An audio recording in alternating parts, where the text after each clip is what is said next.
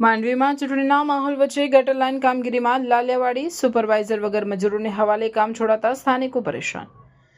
હાલમાં માંડવી નગરમાં એક તરફ આગામી ચૂંટણીને લઈ રાજકીય ગરમાવો જોવા મળી રહ્યો છે અને તમામ પક્ષો પ્રચારમાં વ્યસ્ત છે, ત્યારે બીજી તરફ નગરમાં ચાલી રહેલી ગટર લાઇનની કામગીરીએ સ્થાનિકોની મુશ્કેલીમાં વધારો કર્યો છે. નગરના વિવિધ વિસ્તારોમાં ગટર લાઇન માટે ખોદકામ ચાલી રહ્યું છે, પરંતુ આ કામગીરીમાં ભારે બેદરકારી અને લાલિયાવાડી સામે આવી રહી છે.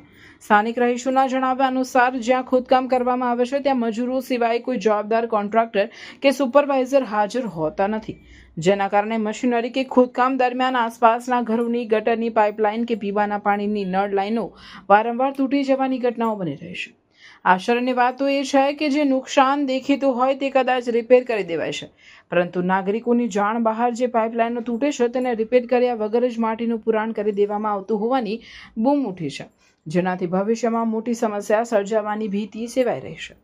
સરકારના સ્પષ્ટ નિયમ મુજબ જે વિસ્તારમાં જાહેર કામકાજ ચાલતું હોય ત્યાં એજન્સીનું નામ, કોન્ટ્રાક્ટરનું નામ અને સંપર્ક નંબર દર્શાવતું બોર્ડ નાગરિકોની જાણ માટે લગાવવું ફરજિયાત છે, પરંતુ માંડવીમાં કોન્ટ્રાક્ટરો આ નિયમોને ઘોડીને પી ગયા હોય તેવું દ્રશ્ય દેખાઈ રહ્યું છે.